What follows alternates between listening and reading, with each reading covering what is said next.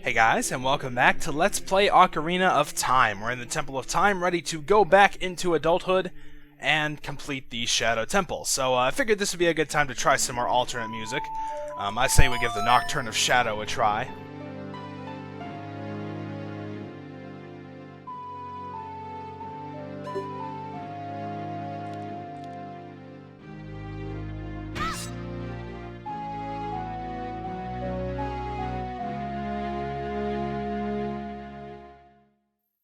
Well, that worked pretty well, didn't it? It started out kind of slow, but then it like changed tonality right as soon as he pulled out the sword there. That was kind of neat, but so yeah, that one worked pretty well. I guess I probably should have tried something different because now we're gonna have to play the Nocturne of Shadow again, but well, whatever.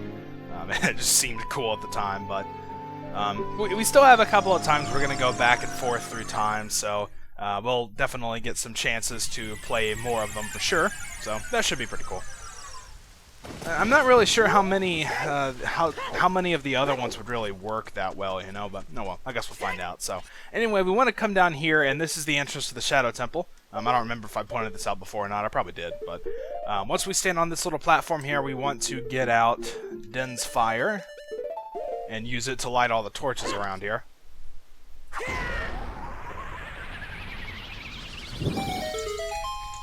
Then once we do that, the entrance is going to open, and we have clear passage to go on in. Don't worry, these torches stay lit. I mean, you can wait as long as you want, and this door will stay open. But let's go ahead and get this thing started. I've mentioned in a couple of places that the Shadow Temple is probably my least favorite to go through.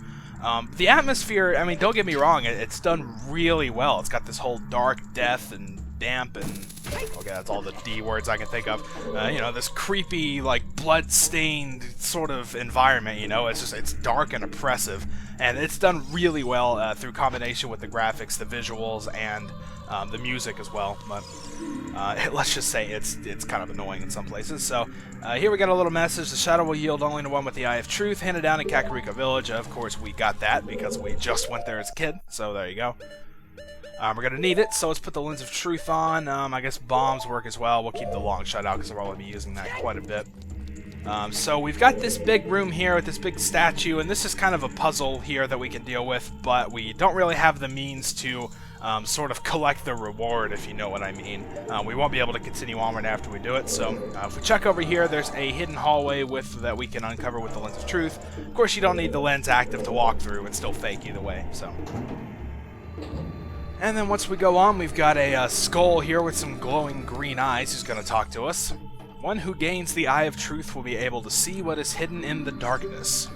Well, yep, already did that. The guy before told me. But yeah, so here we've kind of got a little hallway to deal with, of course, more fake walls, as you can see by the Lens of Truth. Basically, all the ones with these solid green eyes are fake. Shadow Temple, here is gathered Hyrule's bloody history of greed and hatred. Yep. So we want to head through this way first, and there's a door here. Got to be meeting face to face with a Redead, but jump attack with the big Goron sword will take him out. Then we've got a couple of keys on either side, so let's go ahead and deal with them. These guys are pretty lazy, if you ask me, just kind of hanging out, but well, that's fine. So then the chest appears behind the defeated Redead as he fades away. We can open it.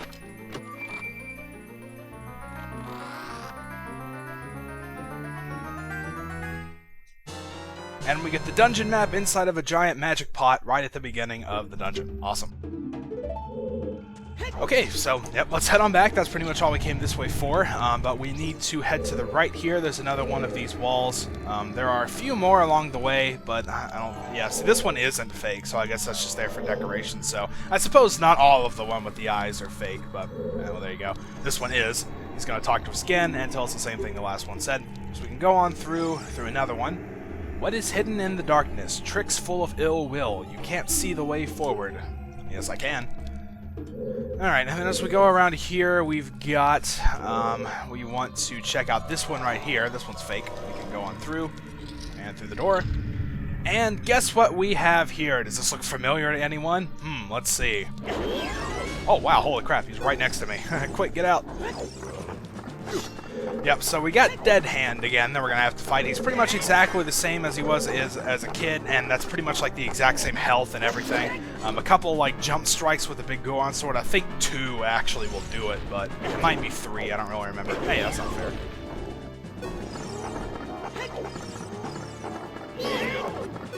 Alright, so yeah, I'm doing the crouch stab just because it pretty much guarantees you hit him. Sometimes if you do jump slashes with the big Goron sword, it'll just pretty much go right through him and not hit him, so that's pretty much just, you know, I'm doing that to guarantee that I do actually get him. Alright, so let's pick up the chest that he leaves behind. He's a lot easier as an adult. He's easy as a kid, but, you know, like 2 shots and he's done here, so no big deal. And we can open the chest to get some new boots, the hover boots. With these mysterious boots, you can hover above the ground. The downside, no traction. You can even use these to walk for short periods where there is no solid ground. Be brave and trust in the boots. Yeah, so we've picked up a new equipment upgrade, actually. Bet you weren't expecting that. The hover boots. Nice, fuzzy little slippers for Link to put on, which is awesome. And see, like it said, no traction. You slide around like there's no tomorrow on these things. So pretty much I only wear those when they're necessary, but... so for now, we're going to switch back. The Kokiri boots are still our main boots we're going to be wearing. So now that we've done that, I believe we are done with this little hallway here. Yeah, that one's not fake. You've already told me that. So we need to be heading on back. Wow, holy crap. Did not expect that, actually. Okay, so it should be this one. Yes, we can go on through, and then we can go back this way. Through this one, and that'll take us back. There we go. Okay, so now we're back out in this first big room that we came to. We've got a puzzle here that we can deal with now. Well, we could before, but again, it wouldn't really have helped us out too much. Make my beak face the skull of truth. The alternative is descent into the deep darkness. Ah, I see. So yeah, we have to turn this thing so it's facing the quote-unquote skull of truth. To find out which one that is, stand here, Lens of Truth, and the real one will not disappear. As you can see, it's that one right there. I'm pretty sure that is different each time you come in, so... you do have to check. You can't just point it to this one. So just keep pushing until it turns to the one you want. And you know you've done it right when the floor doesn't immediately drop and send you back into a bottomless pit. That's what happens if you pick the wrong one, so there you go.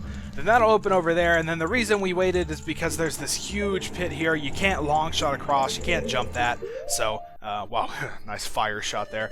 So we need the hover boots in order to get across, and here's where we can sort of showcase their abilities. If we keep running, you can see we can kind of walk on the air for a little bit, and that'll let us get across. Then once we're on the other side, I'm going to switch back to the Kokiri boots. Don't worry, this isn't near as bad as the Water Temple in terms of switching equipment, so you don't have to worry about that. Got a Beamos here. We can deal with it with bombs, or we can just pretty much head on through.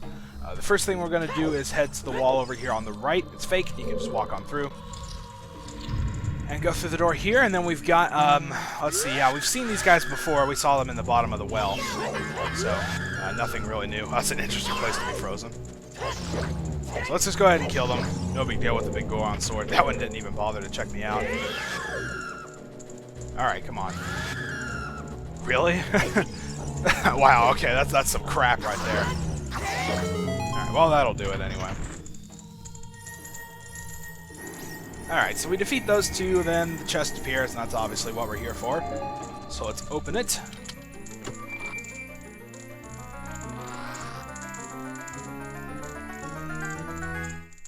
And we get the compass, so now we can fully find our way around this place, which is pretty nice. I do really like that you get the dungeon map and compass pretty early.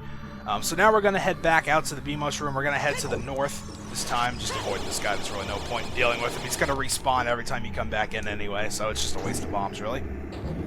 Then as we go over here, we've got a giant spinning scythe, very reminiscent, actually, of the Ice Cavern. There was something almost exactly like this, except a lot less, you know, death and creepy oriented, but there you go. We got more silver rupees to be picking up, and of course I missed that one, so we're going to have to circle around a little bit. Again, just like with the one in the Ice Cavern, you can shield and get under it like that, so no big deal. You can't do that while you're standing on one of the wooden beams there, though, so just make sure you're, you know, on solid, flat ground before you try. We have another one over here in this alcove. That was kind of close. And then we've got one up here. We should be able to just stand against this wall and be safe. Oh, target's over here. Ooh, there we go. I didn't know if I could get it from there or not. Alright, then we can jump off to get that last one. That little passageway is going to open over there. And you can also see that one over there in the northeast corner. Do not go to that one because it's just a pit that will send you down and you'll have to climb back up. So there's no big deal there. We'll actually be going to that area a lot later, but and I'll try to point it out when we get there. Either way, we want to open the chest here for a small key, and that's pretty much all we came into this side for. So let's make sure we don't get hit by the scythe and head back out. And now we're back in this BMOS room once again. We are going to get a bomb ready, though, because we need to bomb out the eastern wall here. Oh, well, that kind of... Okay, well, I did it anyway. That works. Kind of sucked, but whatever, it's fine. And go through the locked door on the other side. Alright, so now we're going to make our way to a pretty big main room of this place. But first, you want to take this hallway a little bit slowly because big skulltulas will literally just drop out of the ceiling. And I mean, it's not like a fake wall or anything. They literally just drop out of the ceiling. So, there you go. I'll pick up the heart as well. So just, you know, make sure you pause every now and then. You can kind of see their legs sticking out every now and then. I think there's another one down here at the very bottom. Yep, there it is. That one's pretty much invisible until you get to it. Okay, and now we're going to deal with these big guillotines here. Very dangerous looking. Basically, you know, just don't get hit when it goes underneath. That's pretty self-explanatory. Seems easy to do. Oh yeah, there's also a big sculpture right there. Yeah, you can see its shadow. I guess I was just not paying too much attention. Alright, get out of here. And then arrows, and I'll take them. Let's make our way past this one. And keep going, and the Navi is of course going to remind us to watch for the shadows of monsters that hang from the ceiling. Of course, because this place wouldn't be complete without them, right? So pretty much what I like to do here is, you know what, let's put our sword away.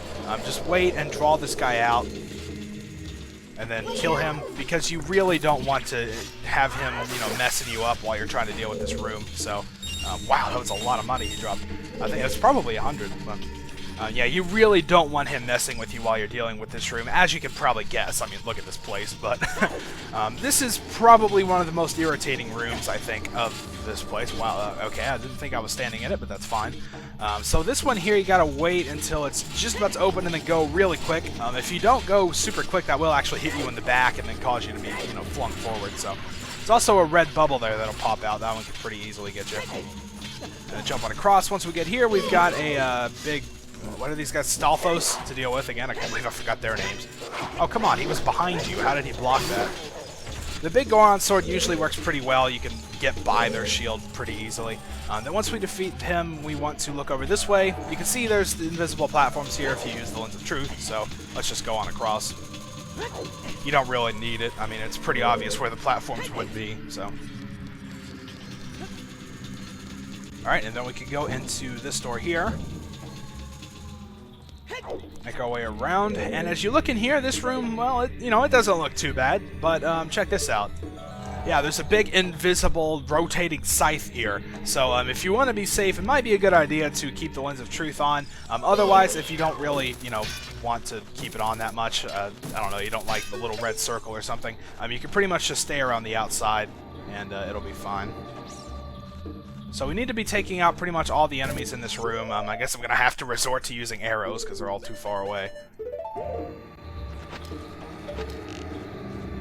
Alright, so once we defeat all the enemies, that little grating over there that you can see will open up, and of course unlock something else for us. Now there is another keys over here. Man, this is super sensitive. It's like flying all over the place. Oh, come on, just shoot the thing. There you go. And then, of course, there is a like. There's also another keys, I believe, on the other corner. Back over there. Okay, well, maybe not. But, either way, we still have to deal with the like. So, I suppose a jump attack will do it. Again, as long as you stay around the sort of outside of the room here, you'll be fine and won't get hit by those scythes. So. Alright, and then once we get in here, there's a gold Skulltula. We can kill it and take its token. That's pretty much the only reason we came to this room. And, of course, they put it up just high enough that you have to use the long shot. Go figure. There's a chest here, but it doesn't have a key or anything. It's got, I think that one has blue rupees. There's also an invisible one right here that I think has arrows. So, well, you know what? I might take the arrows. Alright, so now we just need to head on back. Oh, of course I got hit by it.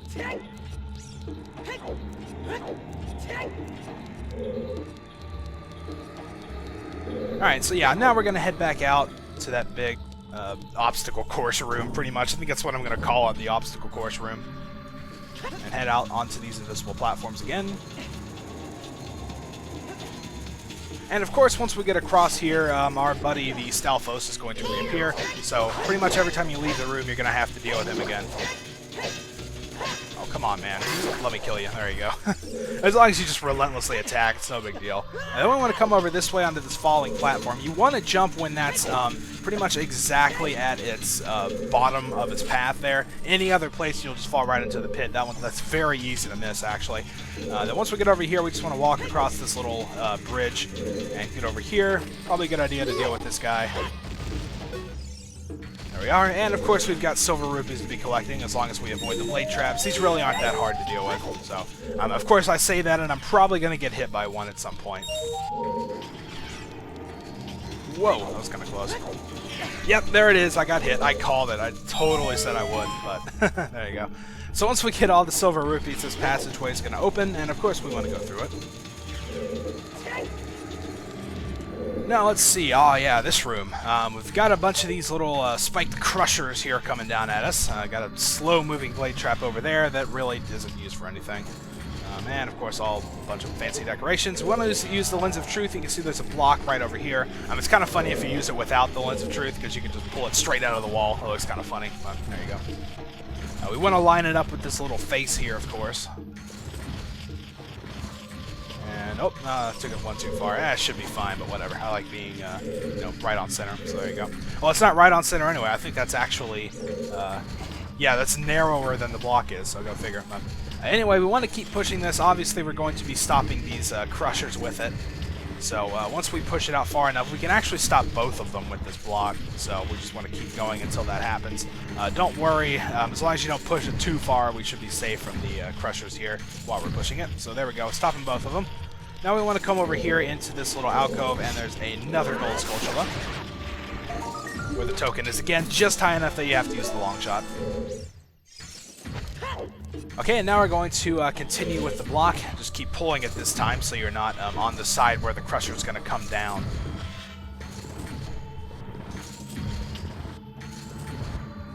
And that chest in there that you can probably see on the left, I think that just has a blue rupee, so I'm not going to deal with it. Most of the small chests hanging around that aren't small keys are blue rupees or something, useless like that, so you don't really need to worry too much. That one over there on the right is also a blue rupee, so, don't bother with it if you don't care. What we're up here for is to step on the switch. That'll make a small chest appear over there. Then we want to jump on this thing and use it as a way to get across. Then open the chest and get a small key. Awesome. So now that we've got that and the Skulltula, we're pretty much done here. Ooh, recovery. Thank you. Now, let's see. What does the sign say? I'm kind of curious. There's a lot of signs posted around here for some reason. Only one with the Eye of Truth. Find the stone umbrella that protects against the rain of plagues. Yeah, well, already did that. So I do like the wordplay there, though. That's kind of neat. Anyway, we're now going to head back out to the obstacle course. Of course, our friend, the Demos, has respawned, so go figure. What we're going to do is pretty much head back through. I'm just going to ignore him, and he didn't want to ignore me. That was kind of close, but we're going to head over this way, and this is pretty much the final path that we haven't taken yet. So what we want to do is use the Lens of Truth. You can see there's a platform right beyond there, of course. I mean, you wouldn't just jump to your death. But then there's another platform that's moving back and forth, so just wait for it to get next to you. Then head on across, jump to the door, and use that key that we just picked up. You don't really pick up a lot of keys. I mean, I don't think you ever have more than one at a time, so